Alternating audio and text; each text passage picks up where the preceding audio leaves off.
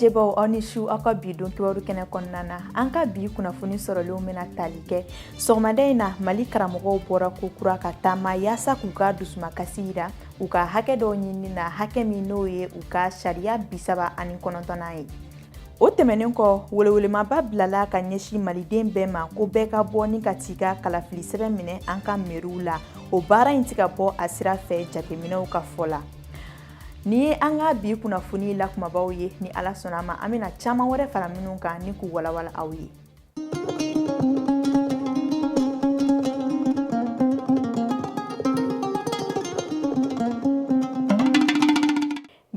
Arabado mars kalo tile 11 san 2020 a y'aw dan se kokura aw ka bi don kibaru kɛnɛ kɔnɔna na i n'a fɔ kunnafoni la kumabaw la an y'a fɔ aw ɲɛna cogoya min na bi sɔgɔmada in na lakɔli karamɔgɔw bɔra kokura ni ka taama k'u ka dusumakasi yira u ka hakɛw ɲinini ko la halisa hakɛ min n'o y'u ka sariya 39 ye. Taama in kɔni ma laban ɲuman na sabula Mali lakanabaw o ni taama jamakulu olu kɔni kun karila ɲɔgɔn na fo ka taa se yɔrɔ la u y'u ka gazi lacrymogène u kɔni y'o fili maaw kan ma caman banana taama in senfɛ. Aminata Daɲɔ a n'a ka jatala Tijani Siribe olu tun b'a kɛnɛ kɔnɔ. Kabini wagati jan lakɔli karamɔgɔw bɛ baarabilaw la ka tugu ɲɔgɔn na ka sabu kɛ u ka sariya sɛbɛn jɔsen 39 labatubaliya ye jamana ɲɛmaaw fɛ. U ye wulikajɔw caman kɛ walasa fɛɛrɛ bɛ se ka sɔrɔ a la nka fosi ma bɔ a la. O de la bi sɔgɔmada in na u kɔni ye ɲɔgɔn fara ɲɔgɔn kan meriba da la k'u fa jama la tɛ iko dakɔnɔni ka sɔrɔ ka nisɔngoya taama kɛ ka taa u yɛrɛ sɔrɔ monument de l'indépendance la. Sirabakana fara jama na f'i bi filɛli kɛ fo i ɲɛ dan. U ka laɲini tɛ dɔwɛrɛ ye sariya labatuli kɔ. Parce que enseignants don anu donbaliya classe kɔnɔ o bɛ dépend an ka article 39 in appliquer la. Donc o de do. Sinon vraiment k'a fɔ ko enseignants bɛ don classe kɔnɔ nin cogo in na ta bon a ma nɔgɔ voire même c'est impossible. Laɲini tɛ dɔwɛrɛ ye u ka se ka article 39 in an k'an sigi an ka kuma kan donc u ka sɔn a appliquer ma a bɛ appliquer cogo min na degré d'application u bɛ se k'o bɔ donc n'u y'o bɔ o bɛ ɲɛ cogo min na an bɛ se k'o kuma kɛ mais k'a fɔ ko an ka don classe kɔnɔ nin cogo in na ko an dusukun bɛ salo parce que enseignant Mali la bon ni ne y'a jateminɛ on dirait Mali ti a den ɲuman fɛ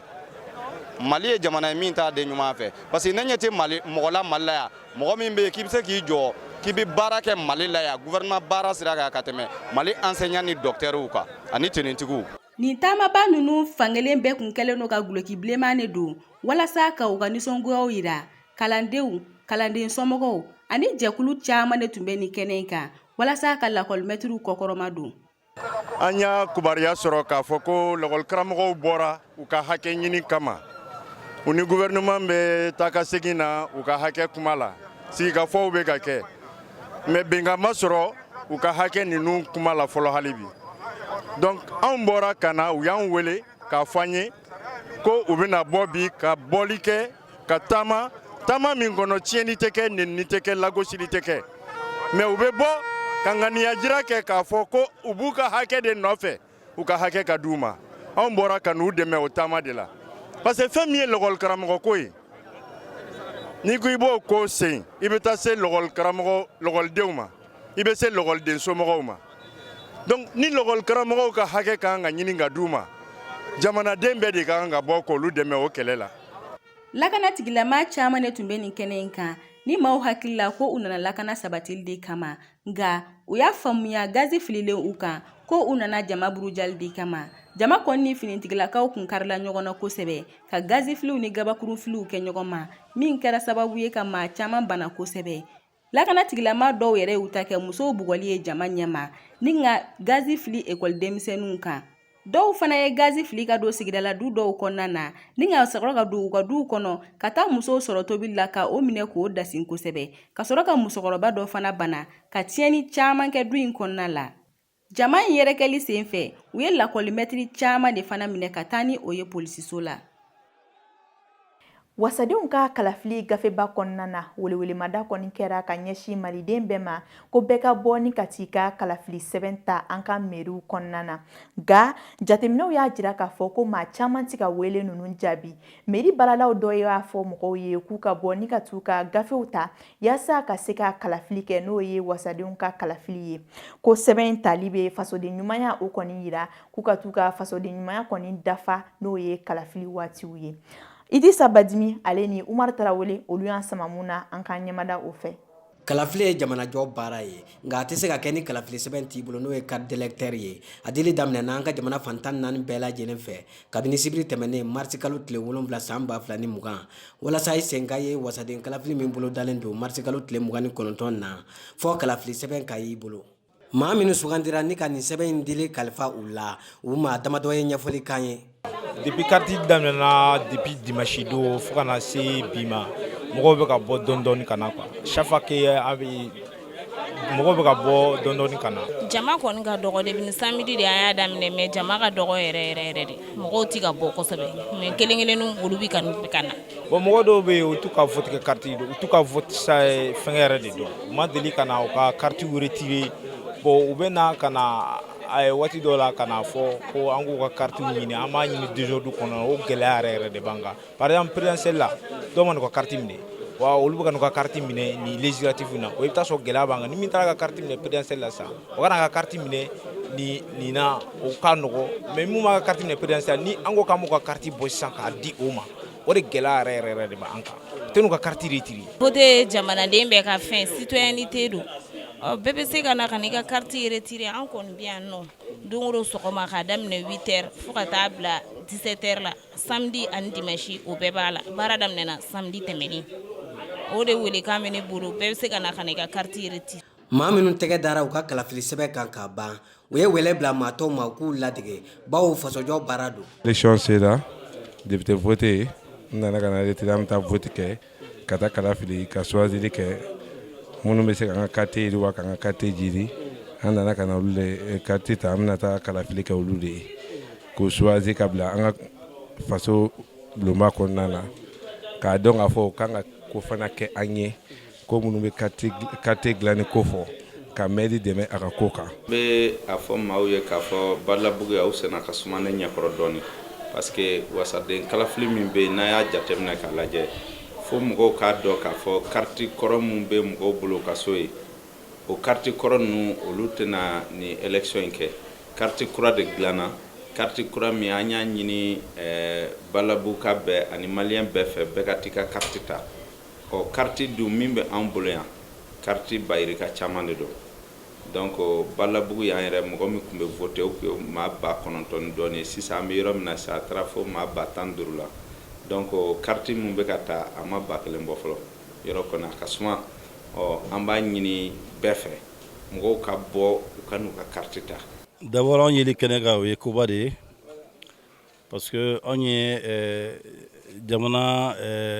ɲɛmɔgɔw de ye commune kɔnɔ donc an kana nin kɛnɛ in kan a kan ka mɔgɔw tɔw pousser u ka nin baara ɲɔgɔn kɛ donc moi je pense que an ye baara min kɛ nin ye fasoden ɲumanya de ye.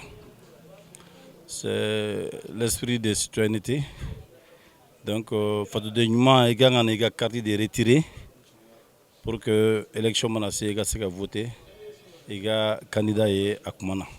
bamananw ko wuli tuma dɔn o ka fisa ni sen ka di ye a ɲininen don an bɛɛ lajɛlen fɛ an ka wuli ka taa an ka kalafili sɛbɛnw ta ni k'a bila an kɔrɔ janni waati k'an ta an tɛgɛ ma.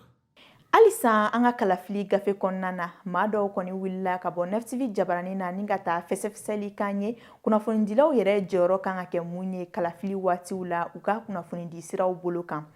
Jabaraniw kuma baraniw ka se an ka kunnafonidi sɛbɛnw ma fo ka taa se bɔlɔlɔw ma ninnu bɛɛ ye kunnafoni tɛmɛsiraw ye nka maaw yɛrɛma nin mina ninnu labaaracogo faamuya kɛrɛnkɛrɛnnenya la kalafili waatiw la o de kama maa dɔw ye u hakilina di Anna Marie Yvonne Traoré an'a ka jatala ka kuma barani ɲɛfɛ an k'o lajɛ. kunnafonidila a nafan ka bon kosɛbɛ jamana kɔnɔ k'a sɔrɔ kunnafonidilaw de bɛ jamanadenw yɛrɛ bɔ fili la ka kunnafoni di u ma k'u kalan ka tila k'u bilasira bon an ka jamana yɛrɛ bɛ bolo min kan ni o ye gɛlɛya bolo ye kunnafonidilaw sɔnni de bɛ sigi u ka baaraw kan u ka wulikajɔ an'u ka cɛsiri kan kunnafonidi yɛrɛ saralatigɛw la parce que u ka kan ka kunnafoni di min bɛ se ka to gɔni min bɛ taa min bɛ jamana kɔnɔ o bɛ se ka suma cogo min na ka kunnafoni damakɛɲɛlen di ka kunnafoni kɛrɛnkɛrɛnnen di ka kunnafoni hakika di ni ko kunnafoni hakika ka dɔn ni jamana bɛ gɛlɛya kɔnɔ kunnafoni dɔw bɛ yen olu dili o n'a di cogo don a n'a di waati fana don ani a di yɔrɔ fana don bamananw ko ten ko tiɲɛ bɛɛ mana fɔli kama kunnafoni dɔw bɛ yen ni a bɛ se ka jamanadenw tɔɔrɔ n'a bɛ se ka wuli ka jɔ se jamana ma n'a bɛ se ka jamanadenw yɛrɛ hawuja ta i ka kan ka olu sonsori donc ni kunnafonidila kɛra sababu ye ka o kunnafoni suguw labɔ gɛlɛya waati la a bɛ se ka na ni bawuli ye jamana yɛrɛ kɔnɔ o bɛ an hakili jigin rajo milikolin na min de kɛra sababu ye ka mankan yɛrɛ na Rwanda jamana kɔnɔ k'a kɛ siya wolomakɛlɛ yɛrɛ fo a kɔlɔlɔ maa ba yirika caman olu nin tora la donc kunnafonidila ka kan ka hakili de sigi ka kunnafoni tɛntɛn ka kunnafoni k'a sɛgɛsɛgɛ k'a di a di waati fana na kunnafoni yɛrɛ dili normalement éthique yɛrɛ la n'i bɛ kunnafoni di i b'a di mais i tɛ parti ta quoi n'a fɔ i t'a fɔ ko a ye voter karisa ye i ka taa voter karisa ye donc yen de bɛ se ka kɛ a kɔlɔlɔ ye parce que mɔgɔ caman t'o dɔn quoi i man k'a fɔ n'a fɔra k'i ka candidat dɛmɛ e dan ye dɔrɔn ka u ɲininka ka u wele mun b'u kun n'u kan cɛ k'a fɔ jamanadenw ye yaasa u bɛ se ka voter u b'o fɔ e ka rôle dan y'o de ye a ma se i k'a fɔ k'a fɔ a karisa e ka mɔgɔw inciter k'a fɔ k'u ka taa voter nin tigi ye parce que e t'a dɔn a candidat ne k'a sɔrɔ a bɛna kɛ mɔgɔ ɲɛnama ye n'a sigira e t'o sugu dɔn donc i kana mɔgɔw inciter quoi i ka to i jɔyɔrɔ la i jɔyɔrɔ ye mun ye dɔrɔn ka kunnafoni jɛnsɛn a banna quoi n'i ko kunnafoni i ko bɛɛ lajɛlen ka se ka kunnafoni cogoya min na lafiya kɔnɔna na ni kalafili bɛ yen anw de kan ka kunnafoni jɛlen di jamana kɔnɔden bɛɛ lajɛlen ma bɛɛ lajɛlen bɛ se ka nimisiwasa sɔrɔ cogo min na ani ka sensibilisation kɛ jamana kɔnɔdenw ye u bɛ se ka faamuya sɔrɔ kalafili kan cogoya min na ni min ma min faamuya kalafili la a bɛ bɔ anw de da kɔnɔ k'a fɔ nin de kan ka kɛ tan tɔ pour que i ka kɛ kalafilila ɲuman ye wali kelen i ka se ka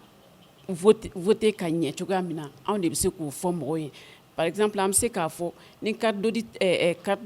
d'électeur t'i bolo i bɛ se k'o lasɔrɔ cogo min na walasa jamakulu miliyɔn ɲɔgɔnna ka se k'o lamɛn ɲɔgɔn fɛ o bɛ bɔ kunnafonidilaw de yɔrɔ la radio b'o la cogoya min na téléso b'o la o cogo kelen na donc anw jɔyɔrɔ ka bon fo k'a fɔ k'a ka bon ayiwa a ye taa nin yɔrɔ in na nin sigida masina olu ka kalafili bɛ kɛ nin yɔrɔ in na nin sigida masina olu fana ka kalafili bɛ kɛ nin yɔrɔ in na n'aw bɛ fɛ k'aw ka carte d'électeur sɔrɔ a bɛ kɛ tan a bɛ kɛ tan anw de o kunnafoni bɛɛ lajɛlen bɛ bɔ anw de yɔrɔ la yɔrɔ o b'a yira k'a fɔ ko anw jɔyɔrɔ ka bon an jɔyɔrɔ ka bon a la dɛ n'an y'a kɛra ka ɲɛ kɔni ayiwa i dun tɛ kɛ fasoden ɲuman ye f'i bɛ baara minɛ i ka se k'o dɔn k'a dɔn k'a fɔ ko ne bilakun ye nin de ye n'i y'i bilakun dɔn i ka baara la dɔrɔn i bɛ baara ɲuman i b'o kɛ an bɛ waati min na i n'a fɔ bi Mali lakanako kɔni yonboyanbalen no ka sababu kɛ gɛlɛya caman ye an ka jamana ɲɛsinin bɛ minnu ma sigika kuma belebele min kɛra an ka jamana kɔnɔ n'a bɛ wele dialogue national inclusif o kɔfɛ an ka jamana ɲɛmaw y'a jira k'a fɔ ko kumaɲɔgɔnya kan ka don o ni Yad Agali ale ni Amadu Kunfa ni ɲɔgɔn cɛ jamana kɔnɔdenw yɛrɛ ye mun faamuya o ko la yaasa ka faamuyali sɔrɔ ka jamana kɔnɔdenw hakilina sɔrɔ Fadima Sidibe ale ni Bakari Kone olu ye yalayala kɛ bɔlɔn kɔnɔ u ye mun sɔrɔ ka d'an ma an ka janko lajɛ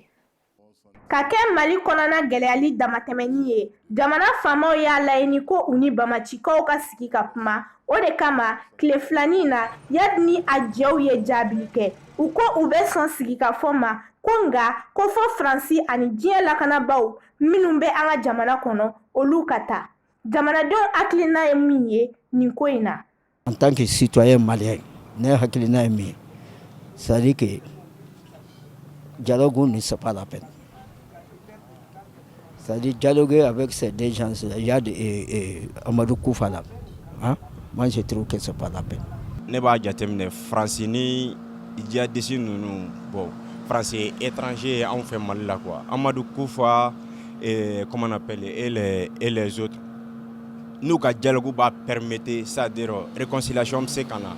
jamana kɔnɔ cogo min. Bon, n'o conditionnelen don fo français ka taa. Bon, pour moi ça c'est pas un problème. C'est ka français ou négocier ou ka faamu, c'est-à-dire ninnu n'anw bɛɛ de ye kelen ye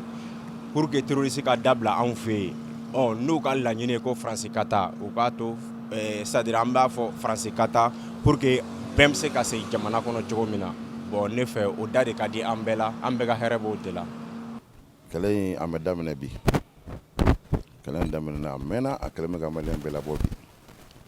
Donc ni solution min bɛ na ni kɛlɛ in banni kɛlɛ yɛrɛ u ka laɲini ye min ye k'a fɔ Faransi ka taa an ka segin ka kuma n'o de ka d'u ye u ni Mali gouvernement n'u bɛnna o kan ne kɔni bolo Faransi ka tagali hali ni Faransi taara ka bɔ Mali la yan est-ce que Mali bɛ se k'i yɛrɛ bɔ Faransi bolo. Faransi ka tagali ko a tɛ se ka kɛ sisan fɔlɔ parce que sen t'an kɔrɔ fɔlɔ an bɛ tile ban an tɛ se ka kuma kan wɛrɛ ni tubabukan tɛ donc n'an y'a gɛn an bɛna tila k'a wele sisan ka kan na tugun parce que ni mɔgɔ min ye jateminɛ Moribo tile la an ye Faransi gɛn cogoya min na mɔgɔ si t'a dɔn ko Faransi bɛ na tugun mun ye Faransi bila ka na tugun an ka kumakan an ka sɛbɛnni a bɛɛ de Faransi ta ye o kosɔn an tɛ se ka ɲɛ Faransi kɔ mais Barkhane ka taga kɔni o bɛ se ka kɛ n'o tagala Faransi b'a jogo yɛlɛma dɔɔnin ne kɔni dala min na o y'o ye. Dɔw fana y'a jira an na k'a fɔ ko jamana ɲɛmaaw man ka sɔn ni bamaciw maaw ma kɛlɛkɛminɛnw bila. Jahiliw marifa minnu b'u bolo u k'o arandi fɔlɔ n'u ye marifaw di anw ma o tuma an bɛ se k'a fɔ Faransi bɛ taa kɛ ni marifa ma d'an ma an b'a fɔ ko Faransi ka taa jɔ don jɔn bɛ na anw dɛmɛ o jɔn b'anw dɛmɛ an tɛ se k'o fɔ dɛ ni jalisiw ye marifa ton kɛnɛ kan an bɛɛ y'a jamanaden bɛɛ y'a ye k'u nin y'u ka marifa ye an b'a fɔ ten k'a fɔ ka Faransi ka taa kɛ mais olu m'o kɛ marifa b'olu bolo an ka bɔ Faransi bɛ la jɔn bɛ anw dɛmɛ yan o tɛ yan min b'anw dɛmɛ o. Ko mɔgɔ ti i bolokɔnɔjɛgɛ bila i senkɔrɔta ɲɛ olu k'a fɔ bi ko Faransi ka taga pour que olu ka se ka commande an ye an ka Faransi ni MINUSMA mɔgɔw bɛ bila ka taga garantie de jumɛn de b'an bolo k'a fɔ ko bon bɛ u ka kɛlɛ a tɛna juguya bon u ka kan ka min kɛ u ka garantie di k'a fɔ ko négociation ka kɛ mais ninnu ka tagali ko u k'o ye k'u to yen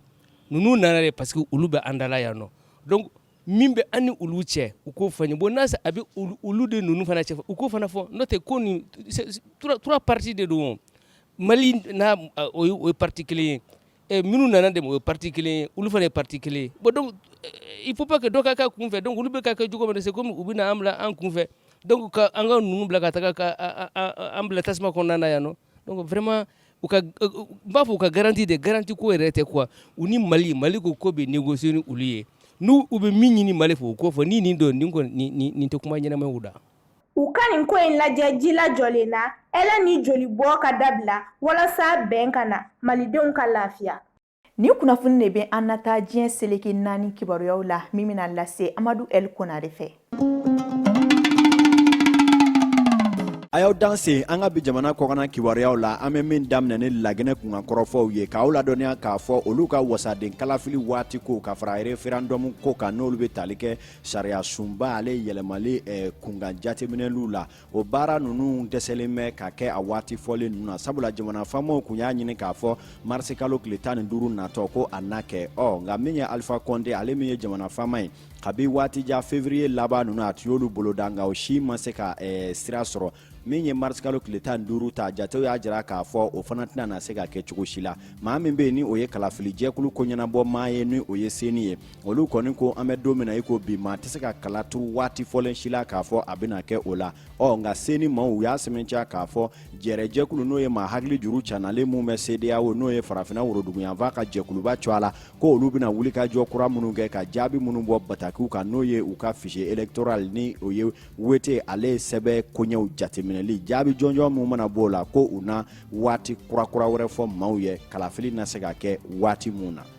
hali bi laginɛkaw ko kunga kɔrɔfɔw la gɛlɛyaba bɛ fana francophonie OIF ani CEDEAO ka se Union africaine olu ka hakilina diba minnu be n'o ye maa kalanenbaw ye n'olu kan ka taa jateminɛba kɛ u ka kalafili sɛbɛ o koɲɛw jateminɛliw kan fɛn bɛ tali kɛ sibiri tɛmɛnen barsikalo tile 7 na nin jamakulu ninnu tun kan ka bisimila laginɛ kɔnɔ nka ka kɛ ni furugufurugu ni laginɛkaw yɛrɛ ka cɛ ka bɔnkɔrɔ ani dusumakasaya dɔw ye u ye fɛɛrɛ ni dabaliw sɔrɔ ka dɛdɛliw kɛ ni ka se ka o maa ninnu nali paraw bila o ko kɔnɔ sabula u kun bɛ taa waati min na tile 2 o ɲɛkɔrɔ u kɔni y'u ka kantigɛda ni banga jira k'a fɔ u tɛna se ka ninnu bisimila o waati kofɔlen ninnu kɔnɔ hali n'u ma ɲɛ k'a fɔ ŋaniya jɔnjɔn min b'u la yɛrɛ n'u ma se k'o perepere latigɛ k'o fɔ nka hakilima bɛɛ lajɛlen bɛ sɛ dɛsɛ fano a yɛrɛ k'a fɔ nin ye ban de ye laginɛkaw fɛ min yɛrɛ kɔni diɲɛmaa ye min yɛrɛ dɔn n'a ma tɛmɛ maa si tulo kan wulikajɔ kuraw na kɛ sen na n'i y'a sɔrɔ ni maa minnu bɛ yen ni o ye Union africaine ka taa se francophonie OIF fɔ ka taa se CEDEAO ka jɛkulu ma u bɛna se ka taa jateminɛ kɛ kalafiliko ninnu na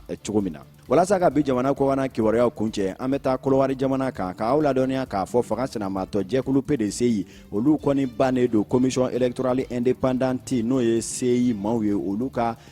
jɛkulu o baaraw u sen donni ma o kɔnɔna la fanga sinamatɔ min filɛ nin ye n'o ye PDCI ale ni a jɛɲɔgɔn dɔw ye olu y'a sɛmɛntiya k'a fɔ wele min bilara olu ma fanga bɛrɛbɛrɛtɔ maaw fɛ k'u ka t'u sen don CI ale baaraw la n'o ye kalafili kolatigɛ jɛkulu maaw ye ko ɛlɛ ni olu yɛrɛ jɛna bi u jɛna sini sabula u bɛ dangisaki ɲɔgɔnna n'a ko la sariya min kan ka u yamaruya maa hakɛ mun kan ka don a la k'o ko tɛ ka taa fanga sinamatɔ ma olu ji min sira fɛ u kɔni ko sa olu bɛna min kɛ ko Kolowari ye sariyatigi jamana de ye ni olu tɛ ka sariya boli a ɲɛ ma u na fɛɛrɛ kɛ ni k'u kunsi diɲɛ yɛrɛ ka tɔgɔ min ɲɛsinen don sariyaw ni jo sariyaw kɔkɔrɔ donni ma kosɛbɛ k'u bɛna u ɲɛsin olu ma waasa k'u taa da bɔgɔ jɛnnen kan ye ko in bɛ se ka ɲɛnabɔ cogo min na o bɛɛ lajɛlen n'a ta Kolowari fanga ɲɛmaaw olu y'a kanu ka se ka jɔyɔrɔ naaninan dɔ ye CI kɔnɔna la ɛlɛ ni maa kofɔta ninnu bɛ se ka sɔn ka don a kɔnɔ cogo min na waasa u ka maa hakɛw baaraw bɛ se ka sabati bɛɛ n'a ta u kɔni ko ala ni ala yɛrɛ n'a jati kama ko olu diɲɛna u tɛna sɔn o ma cogo si la u n'u taa da bɔgɔ jɛnnen kan nka Kolowari maa ɲɛmaaw olu kɔni b'a fɛ bɛn ka kɛ a ko la waasa a ko kɔni fiɲɛ ka bɔ a kana kɛ ni samasamaliba ye min ma bɔ a ko la tile filanin na maaw na kibaruya sɔrɔ o ko kan an badenw ninnu bɛ dansigi an ka bi jamana kɔkan kibaruyaw la ni ala ni kira k'i sɔn sini kibaruya kuraw na bɔ diɲɛ bunankun kan a nɔguni na ka di aw ma ladiriya kɔnɔ ni munumunu salo min kɛra Amadu El Konare fɛ o de bɛ dansigi aw ka bi don kibaru kɛnɛ la min labɛnna ni ka lase aw ma NFTV jabaranin bɛɛ ka bolo ɲɔgɔnma kɔnɔna na an b'a fɔ aw ye aw kan bɛ waati yɔrɔ la halisa ala ka bɛn ni kelenya k'o sinsin an ka ba Maliba kɔnɔna na